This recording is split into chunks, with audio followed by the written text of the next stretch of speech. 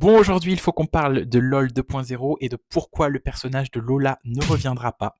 Bon, c'est un scoop pour personne, vous avez sans doute vu passer la bande-annonce de LoL 2.0, la suite de LoL qui sort 18 ans plus tard. Et vous avez sans doute été nombreux aussi à voir que l'actrice Krista Terray, qui jouait le rôle de Lola dans le premier film, ne revenait pas dans la suite de LoL alors que c'était le personnage central de l'histoire.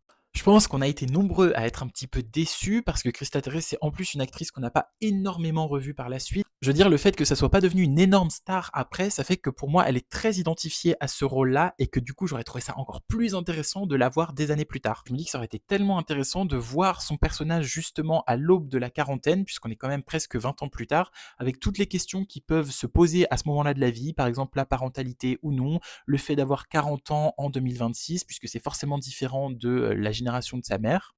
Et j'aurais adoré l'idée d'avoir une sorte de réunion d'école avec tous les anciens, avec deux perfites, Paul-Henri, Charlotte, Provence, Stéphane, etc., Maël, Arthur, bien sûr, ou même un film un peu choral et tout. Je me dis, ça aurait pu être tellement chouette, mais en même temps, cela ne se fera pas.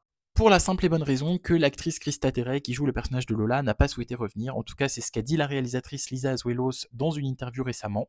Alors, il n'y a pas eu plus de précision par rapport à cette décision. On ne sait pas vraiment pourquoi elle n'a pas souhaité revenir. Après, elle avait sans doute des bonnes raisons de ne pas revenir. Personnellement, j'irai le voir quand même parce que j'adore les films de Lisa Azuelos, j'adore les comédies romantiques et aussi je trouve que ces personnages, souvent, on arrive à s'y identifier. J'aime sa manière de filmer Paris, les relations mère-fille, etc. Je trouve qu'en fait, on peut facilement s'identifier à tous ces personnages et en même temps, ça nous fait un petit peu rêver. Donc voilà, je voulais savoir si vous aviez prévu d'y aller, ce que vous en pensiez et on se dit à très bientôt.